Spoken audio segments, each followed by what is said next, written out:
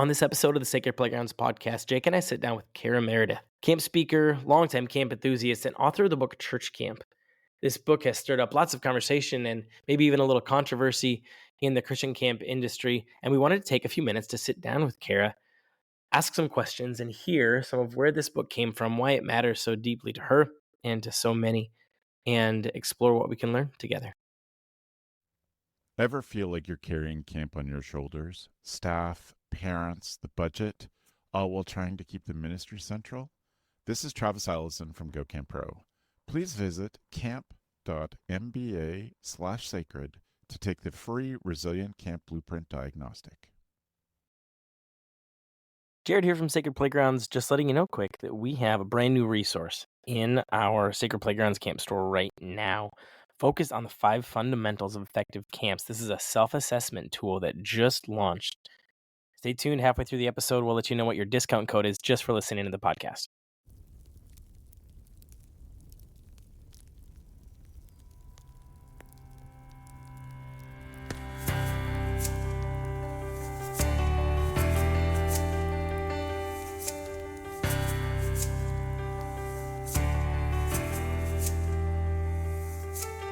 Welcome to the Sacred Playgrounds podcast. We're behind the mic and behind the research, turning insights into impact and numbers into North Stars for camping ministries and the intrepid leaders that serve them. Each episode blends thoughtful theology, compelling data, and actionable wisdom, all to help camps thrive today, tomorrow, and for years to come. I'm your host and producer, Jared Rendell, Director of Innovation and Communication for Sacred Playgrounds. Joining me is Director and Lead Researcher, Jake Sorensen, a PhD-level scholar, experienced ministry practitioner, and the founder of Sacred Playground. Be sure to hit the subscribe button so you don't miss an episode, the support button to help make these episodes happen, and connect with us on Facebook and Instagram at Sacred Playgrounds, and always at sacredplaygrounds.com. Explore with us what God might have in store at your Sacred Playground.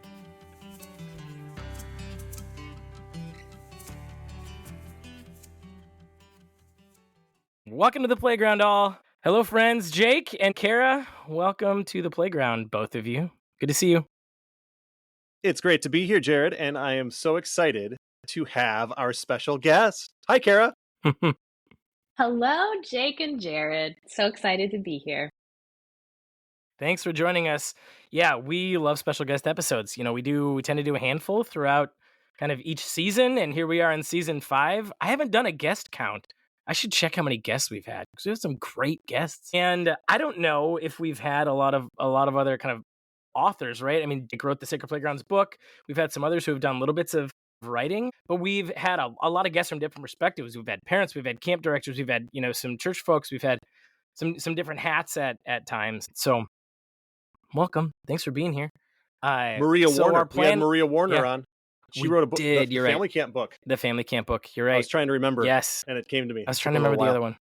Yeah. Yeah, we'll probably shout that out again in the show notes. Cara, if you haven't read that, the thing is, it's great. There's not that many books about camp. So, It's part of why we're doing what we're doing, huh? Exactly. When one comes out, that's a big deal. There it is. Yeah. Awesome. So we're going to talk with Cara about her, what's underneath this book, what it's about. Of course, you'll get a chance to hear where to connect, where to get the book, and things like that. But we've got some questions to ask. So before we do that, though, Cara, let me give you an actual chance to say hi and kind of introduce yourself to this audience of camp enthusiast listeners that we've got. Hello, everyone. I'm so excited to be here today. I'm coming at you or to you from the San Francisco Bay Area. But I am a camp enthusiast. I started going to camp when I was 9 years old and just kind of didn't leave for the next 30 years. And now in my 40th decade, I continue to love that place called camp. Good to be with you today. Thank you. Yeah, really, really good to meet you. Like we kind of told you offline, when we saw the book come out, we had an initial, Jake and I were both like, oh, we should try to see if we can figure this out sometime to have Cara on here on the podcast. So really excited that got to come to fruition. And so welcome. Thanks for coming and joining the playground. So in a minute here, we're going to kind of dive in with some questions that we have for Cara. And Jake and Cara are going to get a chance to chat through those. Before we do that, though, we are going to do this episode's quick camp question. Quick camp question. All right, quick camp question today. Because we love stories at camp, and listeners, your job is to also answer this question, at least to yourself, if not to another person. But sometimes when we have guests on, we like hearing, parts of your story, parts of their story. So I'm going to ask both of you in a second here to share an early camp memory. Right? And this feeds a little bit into what, like, here we are now, right? We've been connected to camp for, like you said, Cara, we're all in our 40th decade here, and camp has been a huge part of it, from campers through staff members through for all of us. And so the stories that led us to where we are now are great. So I'm curious about one of your earliest camp memories. That's our quick camp question. What is one of your earliest camp memories? I'll share mine really quick. And this was incredibly formative for me. It's the moment I decided I want to be a camp staff member, which led to the rest, right? My counselor in my first year at a new camp, I was in middle school, right? And I'd gone to other camps before, kind of more as an elementary student, and had skipped a year, and I got into middle school, and it was really formative time. One of my counselors, unfortunately, was not engaged that week. Was a rough week, and I did not connect with that counselor well, but I really connected with another one in a different cabin. And I remember sitting super late post campfire talking with this person, and I knew I wanted to be like that in some ways someday. And so that was really formative, that ended up being this ladder, this step toward me hanging out at camp a lot and never really going away, like you said. All right, there's mine. Who's ready? Go ahead, Jake. Well, mine, I tell this story so often, and it's one of my very most formative memories in childhood and as a Christian. It's my first summer at camp, and we were out canoeing on the Mississippi River, stayed out on an island. We had this harrowing adventure. I love telling this story very dramatically, but I won't. I'll spare everybody that for now. But a barge came, and we thought that it was going to tip the canoes, and we had to perform kind of a rescue on another canoe. And we were thinking about life and death. There was a very moving worship service that night that I remember very well. And the counselors did the skit based on the Ragman story. And I remember going into our tent that night. It was me and two other guys. And, we were going into 8th grade, and all cocky, macho 8th graders. And that was the first time that anybody asked me that question. Hey, do you really believe in God? And so it was sort of that first time that I began wondering for myself, do I believe this crazy stuff that I've been raised to believe? What do I think about life and death and all the heresies that came out of our mouths that night? We don't really know, right? It was because we were exploring, but we were given that opportunity to have those conversations. And the counselors didn't shush us. They didn't correct our theology. They let us have that time and space. And that became kind of that sacred playground area for us to play with our understanding and our beliefs about God and wonder together and ask the tough questions. And that was the first time that I really did that. And kind of those experiences of life and death sort of on the river and the worship, all those things tied together to make that moment possible and open the space for that. I think you wrote about that in your book. I did indeed. I remember reading that. Well, for me, I'm going to give you the answer that I thought of when we posed this question, which I do not actually write about in the book. And I'm going to take this down a level from being entirely formative and or spiritually awakening. Mine, I think one of my earliest memories, Camp Arowana in the Mount Hood forested area of Oregon. One of my first memories is of the Pool Olympics. And so I'm really not going to read into this, but I will say, I mean, I grew up, I was a swimmer. That was my identity during the summer. We were pretty much around all summer long. We lived at the neighborhood pool, and then we would go to church camp for 1 week to this American Baptist camp. But I remember going, and just Pool Olympics Day was my absolute favorite. So if we are then going to read into it, it could simply be that it was such a part of my identity.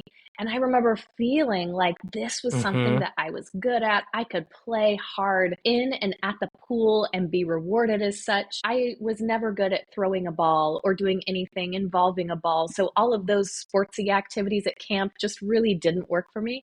But the pool Olympics, in and at the pool Olympics, I shined. I could sprint across that pool.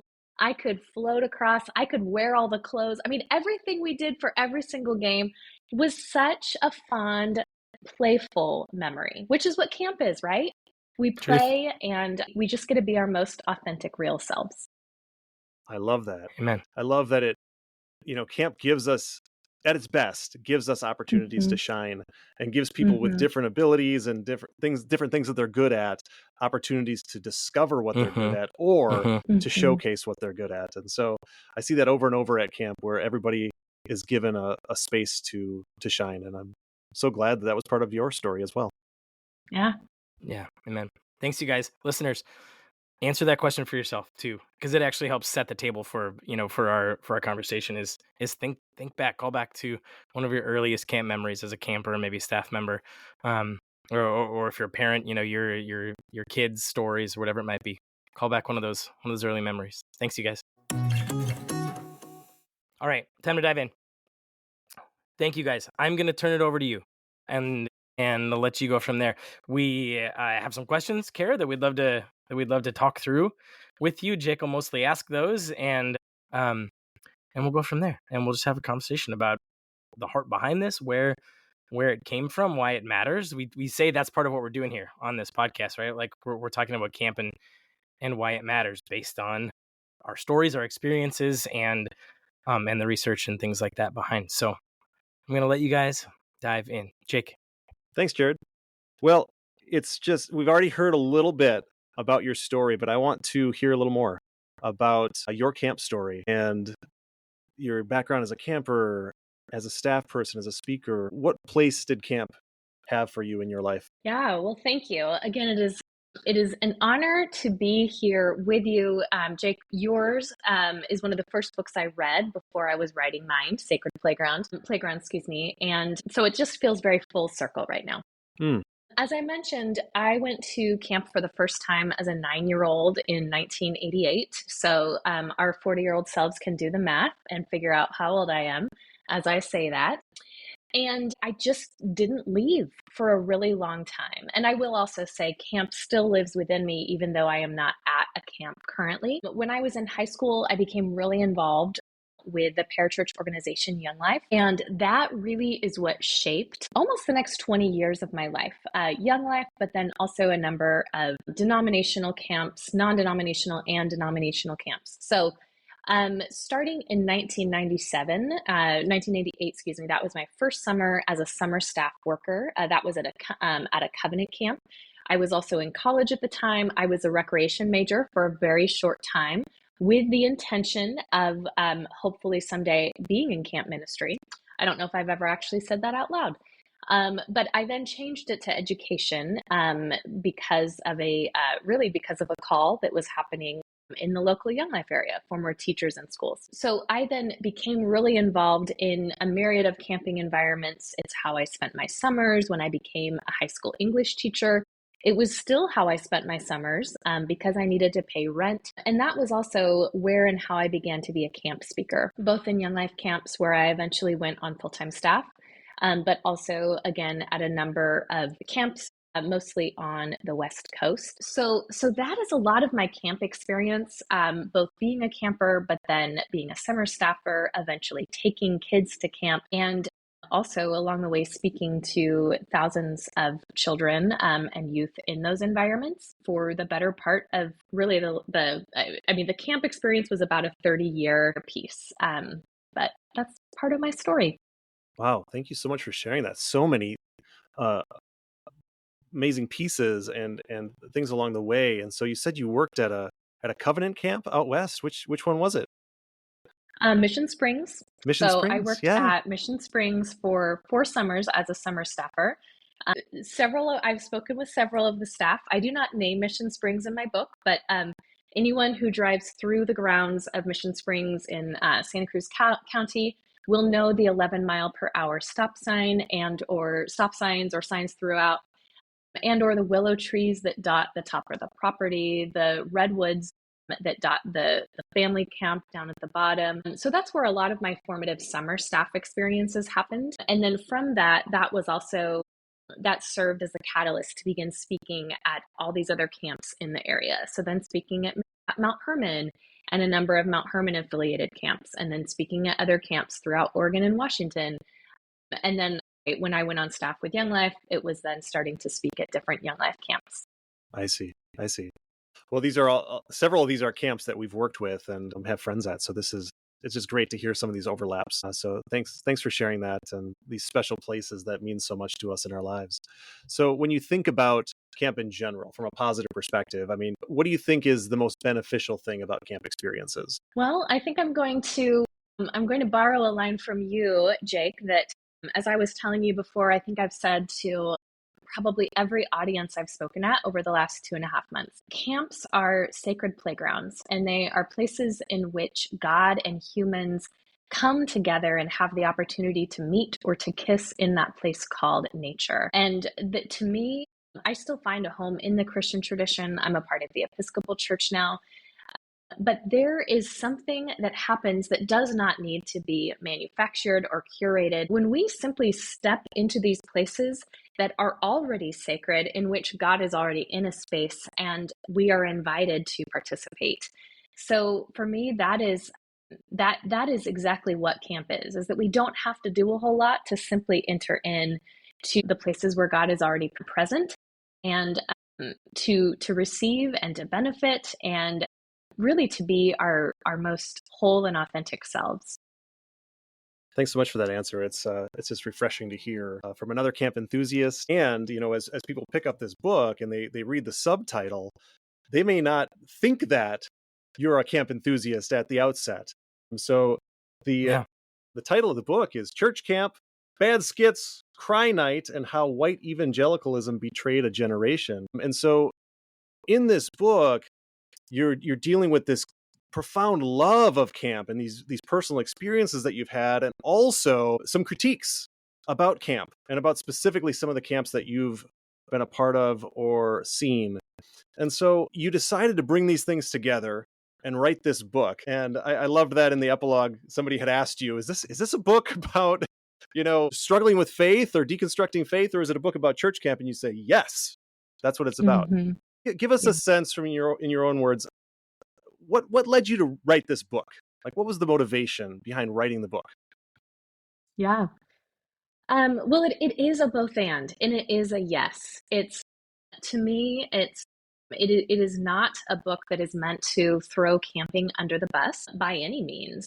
By any way, shape, or form. It is a book that holds the tension of the both and that is the background of the book. I was at a place of wrestling and of spiritual evolution, perhaps of faith deconstruction, and so I was leaving the faith of my childhood and embracing a new faith. I was embracing a new part of the Christian tradition.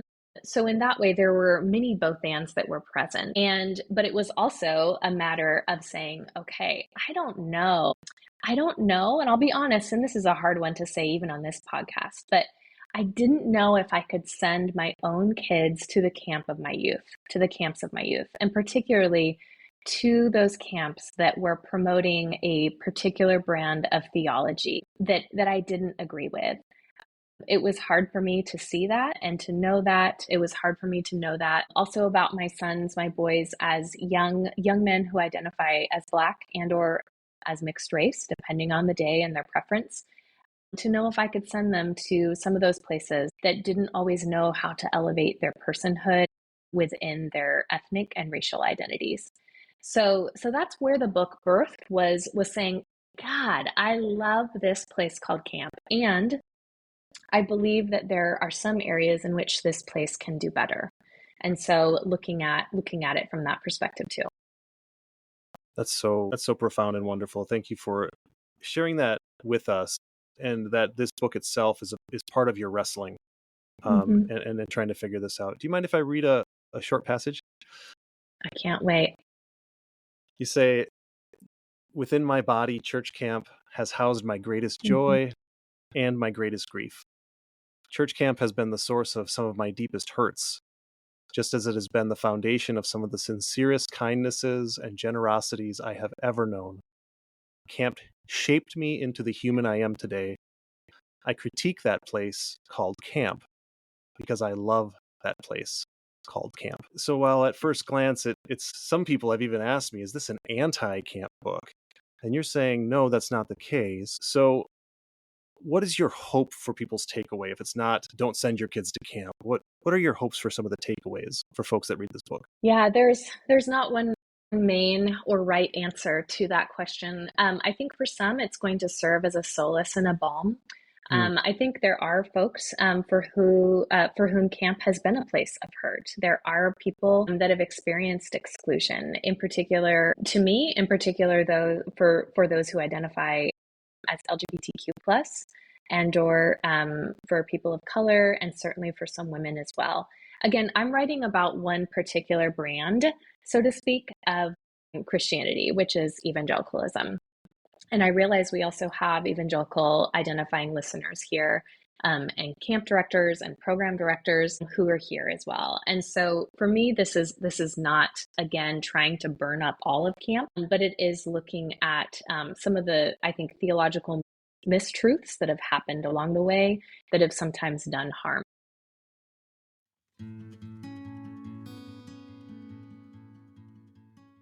Last summer, I watched a canoe tip at a camp waterfront. The staff knew exactly what to do. Flip the canoe, steady it, climb back in, begin to bail. That's what resilience looks like in our world. But for many camp directors, it feels like we're treading water. Staffing, parents, finances, board meetings, without a plan to flip that canoe. That's why we created the Resilient Camp Blueprint Diagnostic. It helps you see where the leaks are and where your team already has strengths, so you can keep ministry at the center without drowning in overwhelm. I'm Travis from Go Camp Pro. You might remember me from being a guest here on Sacred Playgrounds last year. I've walked these paths and I know the strain. Take the free diagnostic at camp.mba/sacred. Again, that's camp.mba/sacred. Jared back with you from Sacred Playgrounds. Let me tell you something that you already know. Camp has the potential to be deeply impactful. Many of us have seen it with our own eyes and felt it with our own souls, having had our own transformative, maybe even life-changing experiences. And yet we know that camp doesn't always have the same impact on everyone. So what is it that makes camp work? That's what we set to uncover. And over the last decade of research, with thousands of campers and parents that we've heard from since, the 5 fundamentals of Christian summer camp continue to apply. These 5 foundational ways of being camp, when in place, missional outcomes are consistent and lasting. We just launched a brand new self-assessment tool designed to help camp leaders like you start thinking more deeply about these 5 fundamentals of Christian summer camp in your own specific context.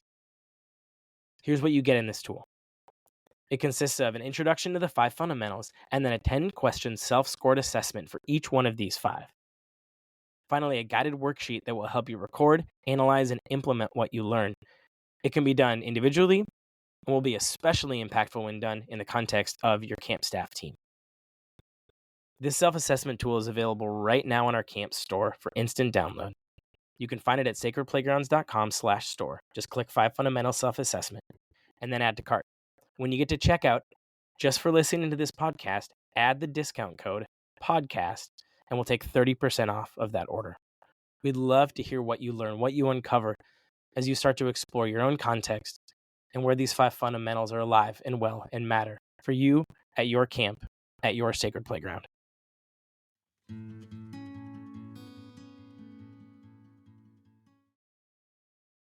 What I see in the book, there's this tension because there's a dissonance in some ways between the experience that you had, and this really speaks to what we call practical theology, right? So we're Mm-hmm. talking about, Mm-hmm. kind of this a more heady theology where we talk about doctrine and Sure. things like that, but practical theology, we see it, we feel it, we breathe it, we Mm-hmm. live it, we experience it. Yeah. And that's really what camp is and does. And so you were experiencing this place of acceptance, this place of love, and you felt like the message oftentimes was dissonant to that. That Mm-hmm. sometimes you were hearing about this judgment and this need to repent because God was going to get us. You heard about the turn or burn sort of theology. And so you walk us through that message that you yourself gave many times at camp, Mm-hmm. Mm-hmm. and how Yeah. you worked from, Sunday to Friday, and the progression of the messages. That's kind of how the book is structured. Mm-hmm. And I could feel the challenges that you were having viscerally Mm-hmm. as you were Mm-hmm. writing through this, Mm-hmm. because you were having these emotional and meaningful moments at camp, as well as these dissonant moments. Mm-hmm. How then can we respond to this? What then can we do to make sure that camp is, as you say, you ask, at what point does an experience become manipulative? How do we make sure that camp can be this special emotional place, that we can bring the life-saving message of Jesus, and we're not crossing that line into forcing the cry night or being manipulative? Mm-hmm. Yeah. Yeah, I think that's one of the biggest and best questions that I hope comes from this book, that I hope folks wrestle with. I have written here on my wall of things I have this whole wall of things to potentially write for articles or for Substack or wherever.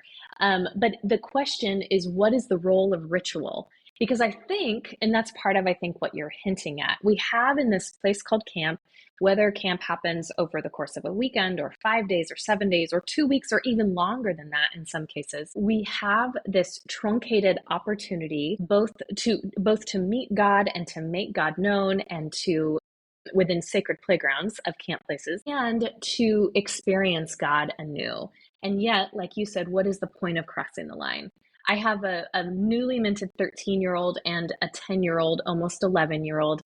And I swear, almost every time I'm in the car with my 13-year-old, whom I love dearly, we have a conversation because he's starting to test out his humor.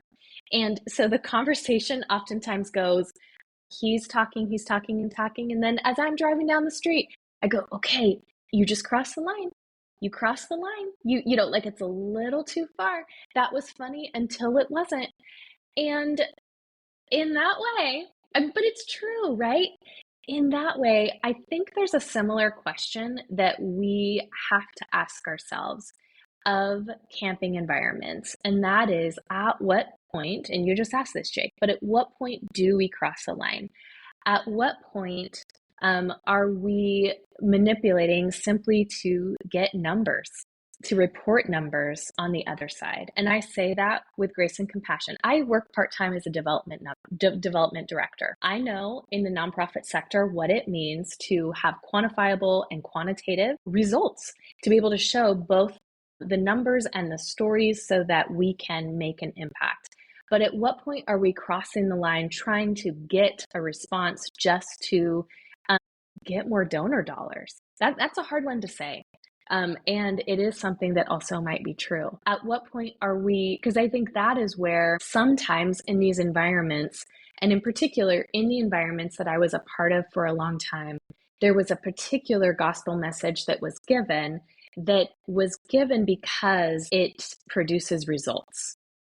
But it wasn't necessarily the healthiest or the best message that could have been presented. So I think that's part of what it is. What I'm starting to do here on the West Coast, and this is something that has been really scary, but just this last week, I had my second camp director reach out to me. And this is someone I knew 20, 30 years ago. And he just said, hey, I read your book and I'd love to have a conversation. He's the president of CCI. And he said, I'd love to have a conversation. So can we get together and sit in one of our backyards and just talk about this? And I'd say, yes, I would love to. I did the same thing with another camp director last month. And we sat in my backyard, all 16 tomato plants in the little urban oasis of a backyard. eating our curry for lunch and talking about what happened and happens at camp and what is incredible and also what we can maybe do better. Thank you so much for those reflections. It's one of those things that I think we really agree on and get along with. Not just that we love camp and we've been formed by camp, but that when camp is changed into an agenda and a number and a statistic, then we're doing damage to the camp experience, but more so to the individuals that are experiencing it. And that's where it becomes manipulative and problematic, because if all we're looking for are tally marks of who gave their life to Christ or who cried on the last night, even for those camps that don't do the altar calls on the last day of camp, they still often are trying to get this emotional response from campers. And I've heard counselors, even in the mainline traditions, that think they failed somehow if their campers don't have an emotional response. Nobody cried. What do we do? Nobody cried on cry night. And I've pushed back on that over and over again as we remember what camp is and how it's situated in this larger ecology of faith formation, in this larger path of discipleship that each individual camper is on.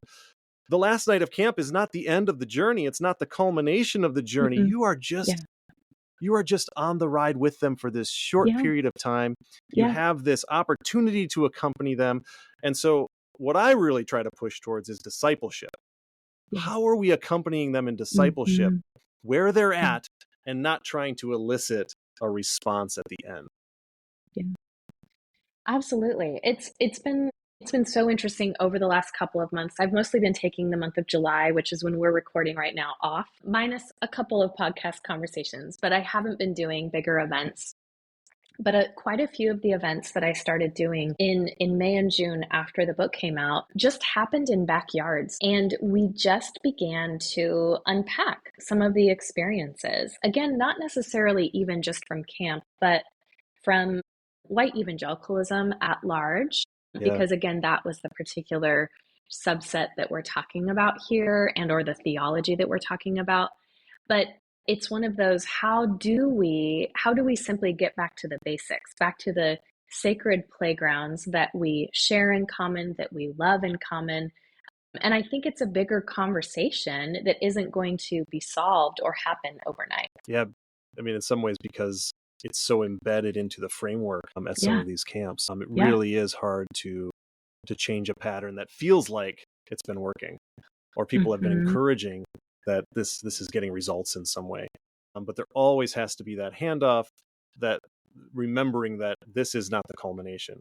How are we partnering with those parents at home? How are we partnering with those church leaders that the young people are going back towards? So one of the lines that really jumped out to me as very profound, if you'll allow me to read one more short passage. You say, I have no clue what you're going to read, what Jake's about to read. So this is quite exciting for me as well.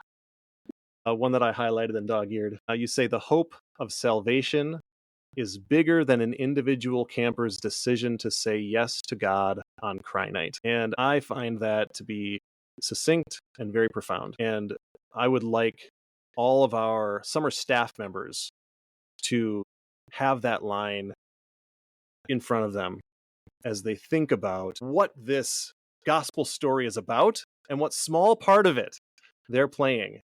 And that this is not the end-all be-all. This is not the do or die moment for these young people. It's not a heaven or hell moment for these young people. And this is a moment for them to experience God in a new and profound way, to live and breathe the faith, to be immersed in a life of faith. And so we sometimes call it that faith immersion experience. And so I do appreciate all of these reflections that you've had. So as you think, you list so many challenges, right, that camps are facing. Some of these challenges with diversity, you hit that really hard in your last chapter, and you do a great job with that. A lot of camps are working on this. You mention some of our partner camps, Living Waters, you mentioned Rescue, Release, Restore, good friends there, and some of these other camps that are doing great work in terms of multicultural camping. You lift up some other critiques of camp as well. So as you think about this, what do you think is the main challenge facing camps right now? The main thing they need to address? Oh, gosh. Well, I mean, I just want to be clear. I think there are so many challenges. Certainly think, and I write just a tad about this, but the pandemic, Mm-hmm. which I'm sure both of you can speak to in depth, but the pandemic did a number on our camps. And just as it did a number on all of us individually and our culture, our society collectively, it certainly has impacted camps many times in irreversible ways. So I think it's, again, the challenges are very present. And oftentimes these challenges are systemic and they're out of our control. I think within, or when it comes to those that are perhaps within our control, this is where I invite conversation about theological motives, which we just talked quite a bit about. What would it look like I talked to one camp who I got a text from the pastor of one of the youth pastors who spoke for a week at camp. And he said, I think they just read your book because they told all camp speakers they are not allowed to do anything that is manipulative, that would speak of emotional manipulation or anything like that. And I said, okay, but what does it mean to re-examine that which we oftentimes hold so dear? I think both in camp settings, but also certainly in church settings. We do what we do because it's what we've always done. And that oftentimes can mean that there are sacred cows that are present. I think part of the big pushback for my book has been because camp is such a sacred cow. And it is a sacred cow within the ecclesial community. So the fact that I'm pushing back a little bit, I think, has been really hard for people. But what does it mean to examine those sacred cows and to say, okay, well, why are we doing this? And is this what we really want to be doing? Because I think as we start to ask that, then we might start to rewrite the messages that we give, and or again the theological progression. But it also might mean examining who we're serving and who we're not serving, who we are letting in and inviting into camp, who we're not. It might change the way we fundraise. It might change the way we price camp. I think when it comes to what you were alluding to, chapter 7, which specifically looks at children of color and sometimes even at the racism which is present in these environments. But I think there's also, there's a question that I ask as a parent of children of color. And it's a question also of culture. So is going to camp something that my kids want to do, or that my peers who are also parenting children of color are interested in doing? So many times I'm finding that it's very much a cultural conversation as far as whether or not children of color go. But what does it mean to open wide the doors or the gates of camp so that all are welcome into and onto the grounds?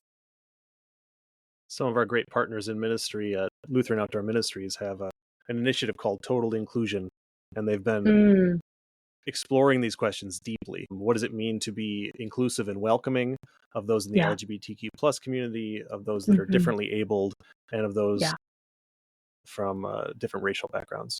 And so it's been an interesting process and a really fruitful process. And I hope that other camps are challenged by what you write, very bluntly in some ways, and I hope that really causes them to do some soul searching and an examination of some of those traditions. You mentioned maybe camp is the sacred cow, and I'm wondering if it's more traditions at some of these camps that are sacred cows, and if we can get rid of some of those, change some of these traditions that might be harmful to folks, if some of the amazing things that camp does can be salvaged. Because I'm a believer like you that we need camp.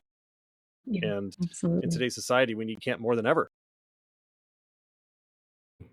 Before we close out our chat with Cara Meredith, we wanted to make sure that we get in our stat of the week this week. Stat of the week. Stat of the week. Stat of the week. All right, our stat of the week this week is 34%. 34% of evangelical camps keep track of the decisions that campers make to follow Christ or the recommitments they make. The reason that I really wanted to share this week And this comes from our friends at 3CA. They do their Compass survey every 3 years. And through our friends, we're able to get access to a couple of these numbers. And so 34% of these evangelical camps keep track of these numbers. That gives us a sense of the diversity of Christian camps that we're talking about. I think too often we paint Christian camps with a broad brush, and that's one of the critiques that Cara has received from her book, and she calls it church camp and is describing camp in a specific way. This is really a subset of Christian camps. So even this idea of tracking decisions to follow Christ, which is often associated with evangelical camps, only about a third of them are actually keeping track of those numbers. Now, of course, it's part of evangelical theology that they emphasize sort of that moment of decision and commitment of discipleship and things like that, and that oftentimes happens at camp. But not all of them are like tracking that number and putting it up on a big board and things like that. So that really gives us a sense that it's not just the evangelicals and the mainliners. There's even subsets of these individual camping groups too. Yeah, that's important. And I feel like the data, this decade of data has shown us that too. And it's worth calling out that we, inside and outside of camp, that just happens so much these days. And so it's helpful to know that the data tells us that not all camps are the same, right? Within even that big bucket of church camp overall, and those couple of buckets, like you said, evangelical or mainline or whatever it is, really, we're really different in the things that we value and the things that we care about. And the data bears that out too, right? We see that across data from OMC data, from 3CA data, and other different groups and cohorts that we've done. We see these different groups have different theology and value things differently and put different kinds of energy into different kinds of camps and different models. And we're just not all the same. And so broad brushstrokes are tough. They're tough across our culture, especially American culture right now. And so, this is important to remember, to call out that there are subsets of subsets of subsets that value different things and have different ways of being camp. And I want us to remember that, and I want us to speak well of each other and be appreciative of each other. Big time. We're too often dismissive of one another, assuming that because you're in this camp or associated with this group, that this is your belief system. And then we just dismiss each other wholesale. And I want us to be able to listen to each other and learn from one another, even when our theology is different. And that's why it's so important to not be dismissive of another group, not be dismissive of Cara's writing or her thoughts. I mean, it's been so fun to have her on and to hear about why she wrote the book and how much she really does care about camp. And so I think some of these numbers can help put things into context and help us remember that not all camps are the same, and not all camps in a specific group are the same, and that we can also learn from each other and learn best practices, even when we disagree. Amen.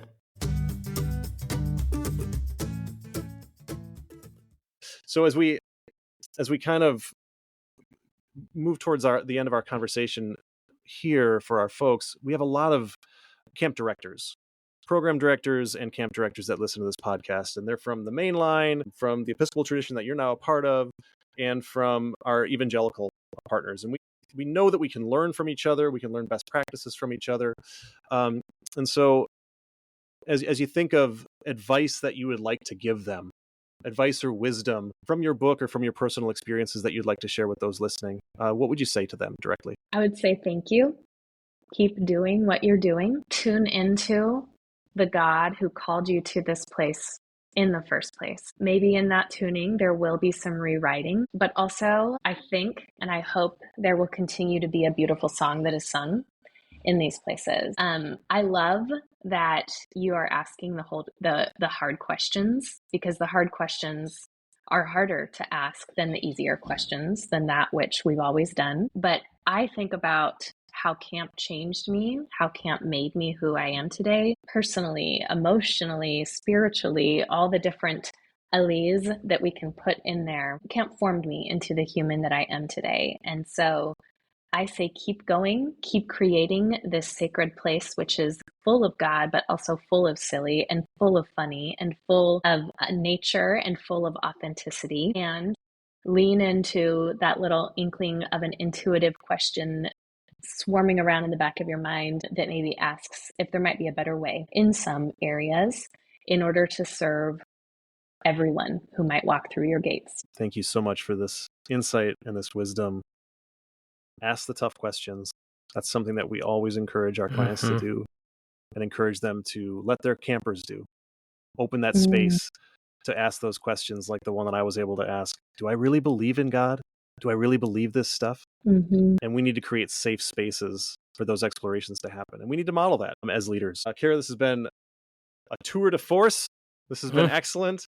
The book is Church Camp, Bad Skits, Cry Night, and How White Evangelicalism Betrayed a Nation or Generation. And this is from our friend Cara Meredith, who, as she takes us on this emotional roller coaster through her book, she ends with the line, I love camp. And so we're so grateful to have this conversation with you and so grateful to have you join us. Amen. All right, my Cara, friends. I have one more for personally me very important question in a moment. And then I want to let people know kind of, okay, where can they get it? Where's a good spot to go get the book, connect with you, ask further questions, dig in. Okay, Cara, I was laughing earlier because as you were describing your conversation with your 13-year-old boy, who I have as well, like I have a 13-year-old boy as well, who I just dropped off at like a football clinic this afternoon. And I had that conversation. I said the words. That was funny until it wasn't. I can't even tell you. Jake, your boys are older now. Is this just something that we have for the next few years? Is this just what we're doing? It for a long time, yes. One of my boys he's 20 now, so he's out of his teenage years, but the other one is still in his late teens. He's 17. So yes, you've got it for a while. Here we go. I don't know how long because I'm not at the end yet. Oh my gosh. Adolescence lasts until 26 or 28 now, I think. Yeah. Right. Anyway, parenting, thanks. As we've all learned, is hard. It's just really hard. It is. And it's such a gift.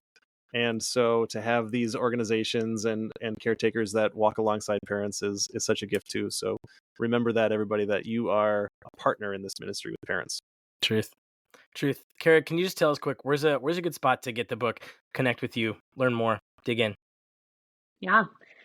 Well, the book is available wherever books are sold. So you can buy it on the big A, Amazon. You can certainly purchase it through Bookshop, which is my favorite as it promotes and supports local booksellers.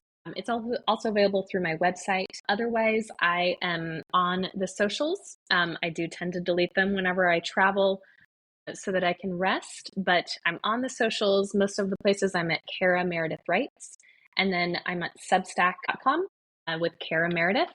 And I'm excited to be hosting some conversations around camp on that space as well. Awesome. Thank you. Yeah, those are good spots to connect. And again, grateful. Thank you for taking the time to chat. Thanks, you guys. Thanks, everybody, for listening to the Sacred Playgrounds podcast.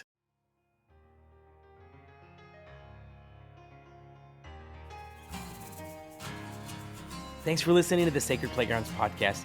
Be sure to hit that subscribe button to catch every new episode. If this is helpful for you and your organization and your team, follow the link in the show notes to become a supporter of the podcast. Our theme music was written and performed by Weekend Picnic. Find their original songs anywhere you get your music or visit them at weekendpicnicband.com. Sacred Playgrounds is generating insights, equipping leaders, and connecting partners to help camping ministries thrive. Learn more about what we've got going on, view current research projects, and connect with our team at sacredplaygrounds.com.